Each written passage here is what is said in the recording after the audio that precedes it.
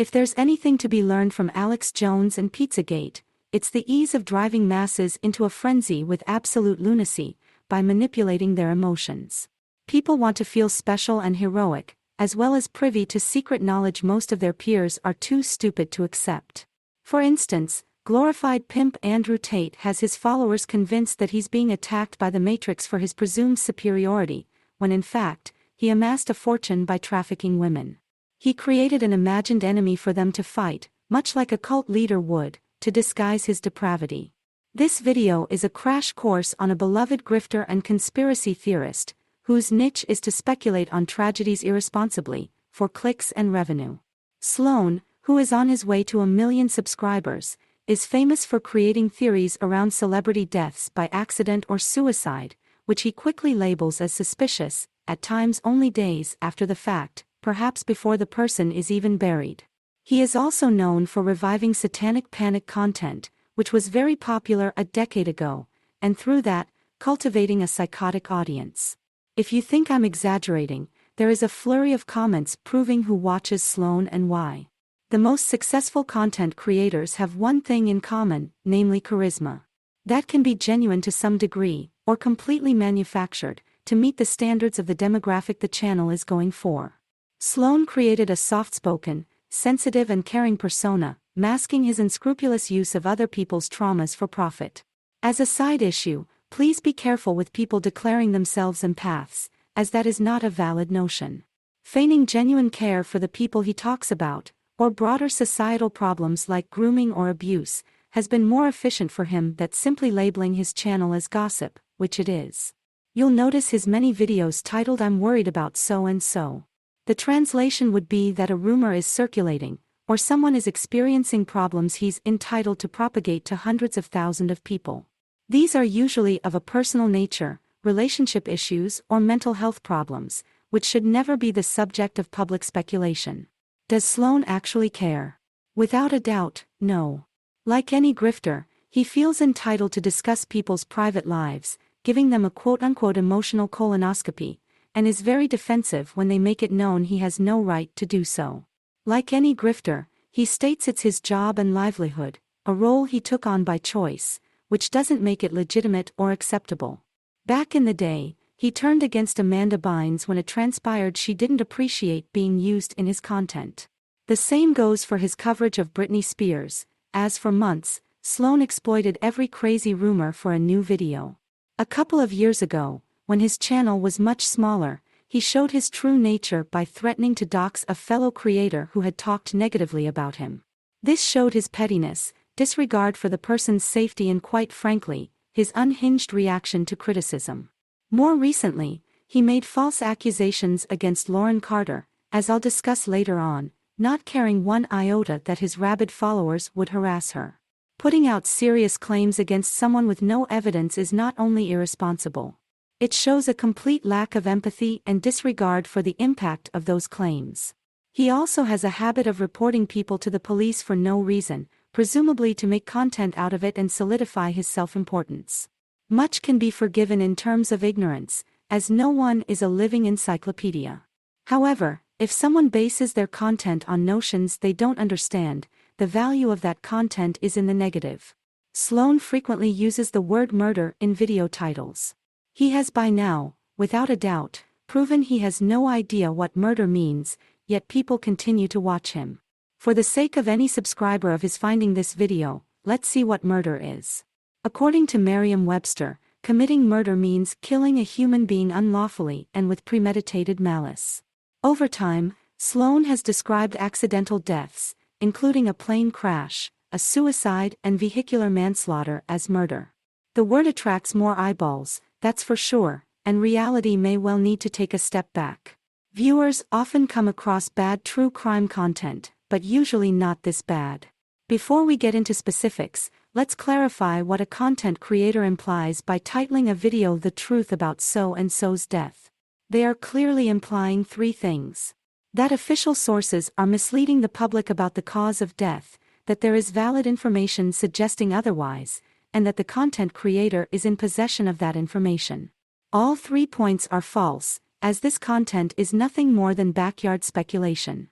Celebrity deaths are the easiest to exploit, stimulating the public's imagination. Information about their struggles and conflicts can be twisted to suggest foul play. Nothing, including autopsy results and the conclusion of a police investigation, dissuades the public from speculating into the stratosphere. This attracts conspiracy-minded viewers, preoccupied with being deceived by authorities at all times. These so-called astute armchair detectives lack a basic understanding of how the world works, and how humans work, yet they claim to disentangle hidden plots with their genius IQ. They accuse famous people's families of murder, or even ritual sacrifice to Satan, without considering the cold blood and sheer insanity that would need to be involved, not to mention how many institutions would be incompetent or involved in a cover-up. A normal person would be very skeptical of such theories and demand evidence. This man's audience doesn't. Take this video of him reviving an old theory, accusing Lady Gaga of having murdered fellow singer Lina Morgana in 2008. Lina Morgana, who fell from a hotel rooftop, collaborated with Lady Gaga for a short period of time, in 2007, and worked with the same producer. The investigation determined it had been a suicide. Logically, it could have been an accident as well. There was no evidence of foul play. In 2010, statements from her mother indicated she wanted her daughter's music to be released, and for her to be acknowledged as an artist. In 2016, Lina's estate sued the hotel for wrongful death. What exactly does this have to do with Lady Gaga? The answer is nothing. People saw the calculated decision of the company to not release Lina's music, and to focus on Gaga instead, whose career had already taken off by that time. They weaved a narrative around it. Among Sloan's so-called arguments were comparisons of their professional photos, containing similar costumes, poses and props, as if the fact that they had worked with the same producer didn't explain those aspects. It all became a plot by Lady Gaga to take over Lina's image and career. It's absolutely deranged. By reading the comments, replete with mentions of occultism, one understands what kind of audience Sloan is going for. Another case from decades ago involves Aaliyah, who died in a tragic plane accident, along with all other passengers. Reportedly, the group had been warned the plane was overloaded, but decided to go ahead with the flight anyway, with disastrous consequences for all involved. Because of a few words in a book, claiming she had been carried onto the plane unconscious, a theory persists that this accident had been plotted, which makes no logical sense. These people, Sloan included, are basically claiming her crew, who took her on the plane, had a plan to commit group suicide just to end her life. Sloan uses the word murder in the title, when it's clear he doesn't even understand what murder is, let alone what it would take for mere suspicions of murder to arise. Another famous case was that of Aaron Carter, who died after a long struggle with drug addiction, in circumstances which are common in that situation. Again, no foul play was suspected. According to a friend of his, Aaron had been planning to go to rehab, but had sadly put it off many times. To his fans, he was known as someone who would make disclosures not just about his famous family, but about the music industry in general. While it's fair to say the music industry is rife with corruption and exploitation, one can't just relegate a death to a communal entity with foul intentions. Quite likely, no one was concerned about Aaron Carter's disclosures, since he was known for unhinged behavior caused by substance use. It's completely deranged to accuse his family or some nebulous enemy of murder, when the circumstances of his death are easily explained by his addiction. It's also unfair to him, to constrict his legacy to allegations he had made while heavily addicted, some of which he had later recanted. Instead of focusing on preserving a positive memory of Aaron's life and career, vultures like Sloan exploit his worst struggles in perpetuity, to make a buck. Sloan struck again a few days ago, by showing photos of the bathroom Aaron was found in, titling the video images from the crime scene, phrased as a statement. As news outlets detail, Aaron's mother and former fiancé think the police should probe more into his death, but as things stand, no proof of foul play has been found. It's understandable for the loved ones of a deceased person to feel this way, as they are in shock and grieving. The not-so-shocking reality is that people suffering from drug addiction die in this manner frequently, regardless of their age or overall health. It's disgusting for vultures like Sloan to exploit a family's grief in sensationalist titles, lacking any evidence a crime was committed. Another death he exploited was the suicide of actor and conspiracy theorist Isaac Cappy, who threw himself off a bridge in Arizona, in front of witnesses, after writing about his mental health struggles at the time. This is the clearest case of suicide anyone could observe. Leave it to Sloan to turn the man's death into a mystery for clicks, suggesting that his conspiracies might have been accurate. Unlike this situation, when he blamed nebulous forces for the actor's suicide, he covered the suicide of Jim Carrey's partner and directly pointed the finger at Jim Carrey for leaving certain medication in the home, speculating on his intentions. Of course, this is very slimy and irresponsible, and it spreads a message that people should blame themselves when a loved one decides to end their life. I will link a video below, by Talking with Tara, describing Sloan's coverage. Further investigations are frequently demanded in suicide cases as well, as devastated families refuse to accept their loved one took their own life. Overdoses or drug-related accidents are no different. People looking from the sidelines should have a clear head and not sensationalize the matter with their theories. Due to his popularity, he now no longer cares if it's even plausible or it sounds batshit insane at face value. His audience takes it seriously regardless. When Sloan begins a video by saying, "We need to talk about so and so," he usually means he would benefit from covering a trending name, or he needs to use some other celebrity as filler, by creating a scandal out of thin air. It's always one of these two situations. Viewers think when he discusses alleged grooming, either current or historical, he does so in support of victims and not just for profit. It's one thing when a person comes forward with a claim of grooming or abuse, and another for him to create these stories uninvited, especially when referring to events from decades ago. One case was actress Liz Gillies, who sent him a cease and desist letter, after he made a video accusing her husband of having groomed her. Sloan had misgivings about the beginning of the couple's relationship and did not hesitate to air them. His audience saw the cease and desist as legal intimidation, as if Sloan had the right to goose-step his way into people's marriages, alleging past misconduct for the sake of it. Another example is Celine Dion, who has been in the news lately due to her health, after being diagnosed with a rare neurological condition known as stiff person syndrome, or SPS for short. Given that her name was once again trending, Sloan took advantage to portray her as a victim of grooming by her late husband, Rene, who had died in 2016, namely 7 years ago. Celine Dion has always spoken fondly of him, which should be respected. Where was the urgency to bring this alleged misconduct from decades ago to public attention? Who was Sloan helping or advocating for? The answer is his own wallet. Certainly not Celine, who understandably doesn't need this type of attention from Sloan's army of almost 1 million subscribers. The fact that he took advantage of her illness becoming public is repugnant. I'm in no way saying grooming doesn't matter. But there comes a point when these gimmicks become obvious. As I will go on to detail, Sloan doesn't actually give a toss about power dynamics or abuse. Like all grifters, he only puts forth narratives a large audience is likely to agree with. If that means dismissing and mocking a victim, he does.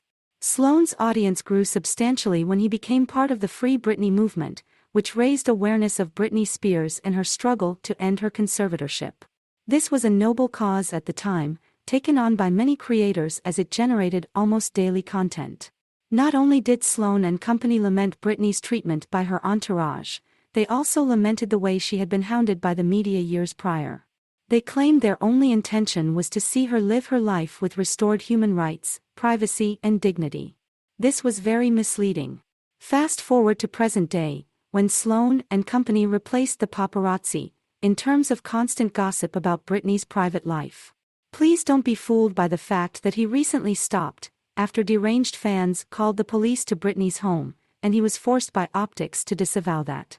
For many months, he had profited from the type of speculation that eventually prompted that phone call, and the videos are still up, attracting those types and fueling their imagination. Every rumor generates alarmist videos, even if it lacks any proof. Grifters would microanalyze her every social media post, speculating that she was mentally unwell or that she was using substances. This proves beyond doubt that their only intention, the entire time, has been to keep exploiting her for content. If that means doing the same thing the media did to her years ago, so be it. To them, she's just a consumable. Sloan is of course no different. It took him a week to even realize what had happened, in terms of fans calling the police to her door for a wellness check. In fact, the day after this event, completely oblivious, he uploaded a video claiming Britney was sending hidden messages to her father by changing her Instagram name, and that she harbored thoughts of harming him physically. The explanation was a convoluted association between her username and the name of a film. Where do you think he got this from? He asks viewers to email him topics, and no matter how unhinged they are, he finds them clickable enough for a video. He also used tabloids like TMZ and rumors put out by the likes of Perez Hilton to stir up the public. If Sloan had any morals or consistency, he would stick by his initial claim of wanting Britney to be left alone and wanting the ceaseless speculation to stop. This was, like many other so-called principles he holds, a lie. This is a precursor to the next point, which deals with how Sloan, like many other false advocates for victims of abuse, treated the Amber Heard case last year. Sloan, as a brand, is known for quote-unquote exposing people's misconduct, as false advocacy for social justice. He delves into the past of many public figures in the entertainment industry, as you can see in these screenshots. But what did he do when the time came to profit from the Depp versus Heard case? Like all other grifters, he completely ignored Johnny Depp's decades of documented violence and unhinged behavior, in order to villainize Amber Heard, to profit from Depp's far more numerous supporters. Normally, Sloan puts out a video when simply becoming aware of a large age difference in a celebrity couple, particularly if the younger person is female. His audience laps up anything related. When it came to Depp, however, Sloan did no research at all, or didn't care, that Depp has a similar dating style to DiCaprio, now dating women decades younger, as was the case with Amber Heard as well. Johnny Depp has a history of arrests for violence before Amber Heard was even born. However, he supported the popular narrative of the sociopathic seductress and defamer. One used, by the way, by so many men who behave repugnantly towards younger women. I noticed an interesting reaction from his audience when he covered the Viper Room, a bar once partly owned by Johnny Depp, where at least one fatality occurred. The bar is famous for the disappearance of Anthony Fox, who had sued Depp over financial issues and vanished shortly before the court appearance. The one time Sloan actually stumbled upon a mystery, his audience reacted very poorly, given that half of it was acquired during the Depp versus Heard case, when Sloan towed the line by glorifying Depp.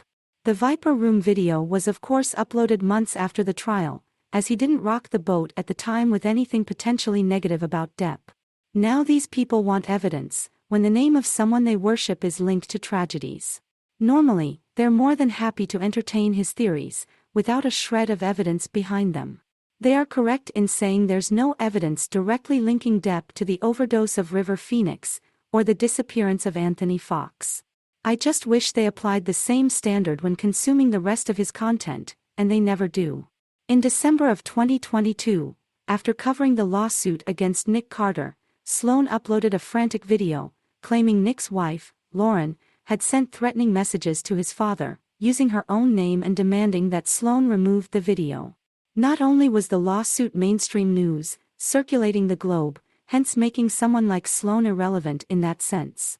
It's incredibly counterintuitive to think an A-list celebrity would send threats of violence to a YouTuber's family, especially using their own identity.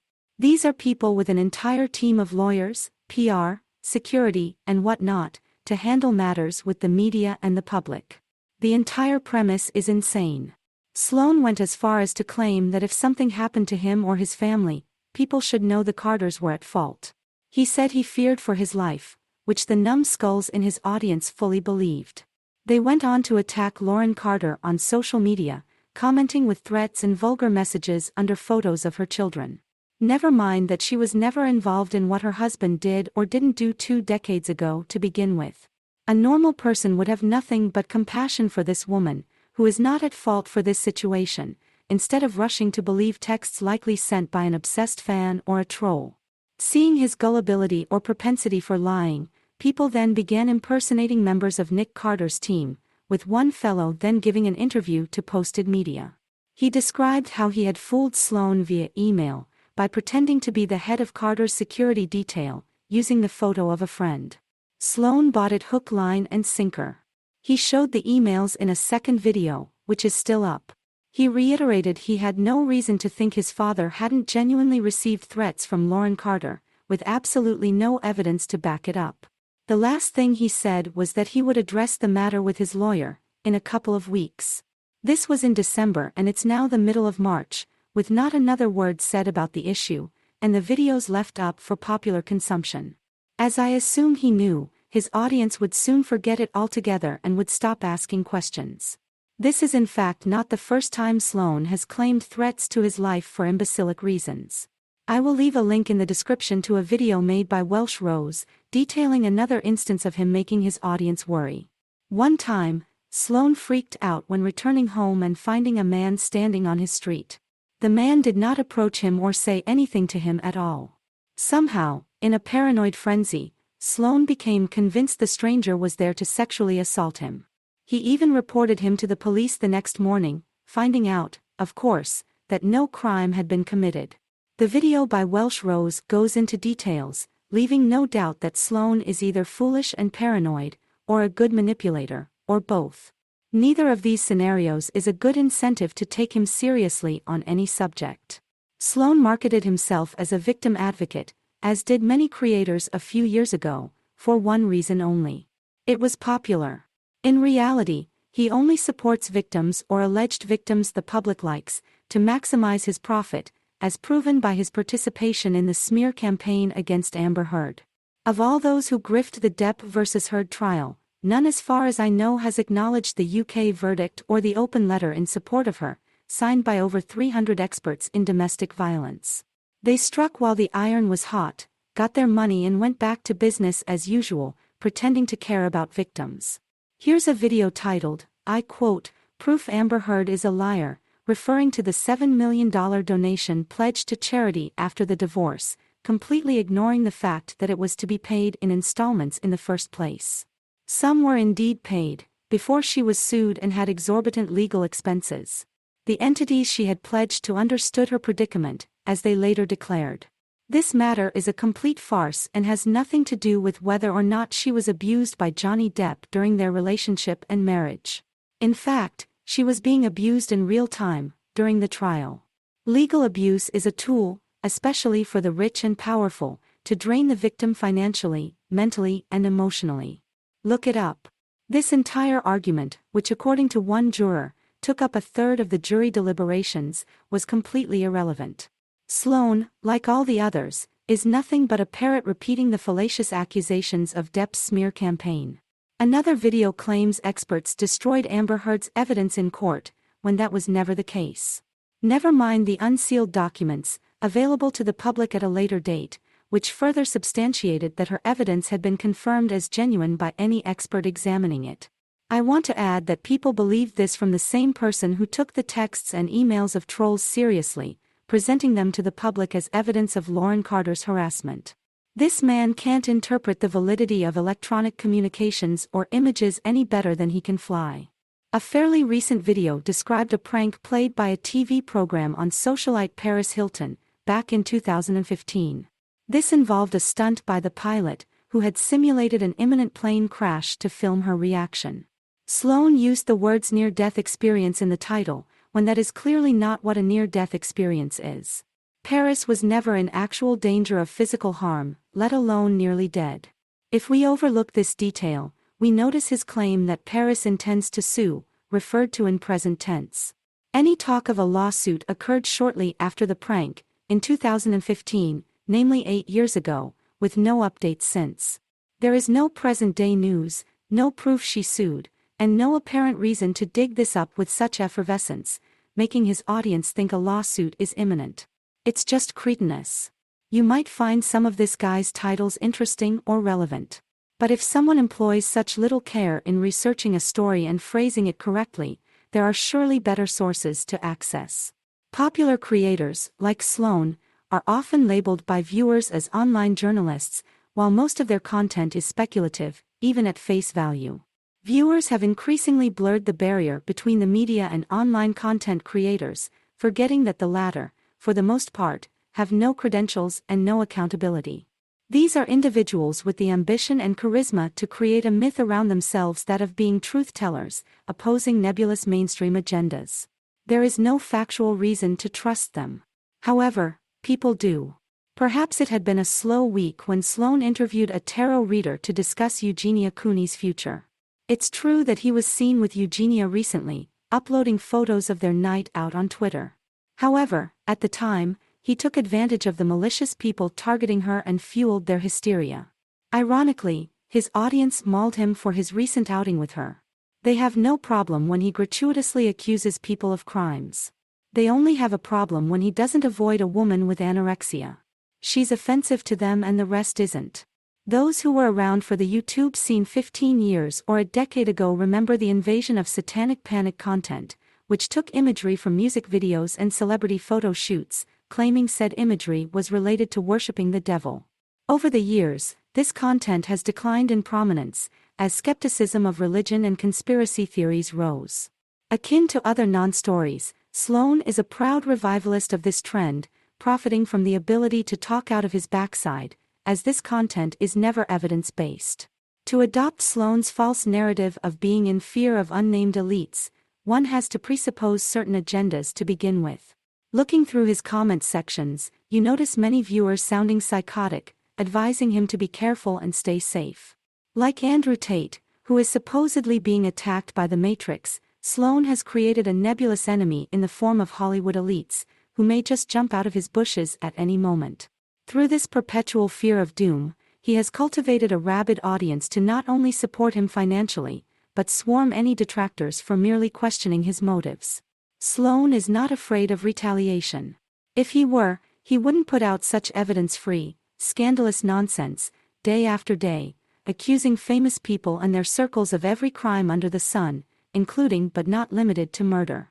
To conclude this video, I urge anyone listening to examine the narratives of popular YouTubers more closely, as numbers don't necessarily reflect quality or good intentions. At the end of the day, Sloan's channel is a house of cards, which he occupies as a cardboard figure. A manufactured hero supposedly fighting manufactured villains.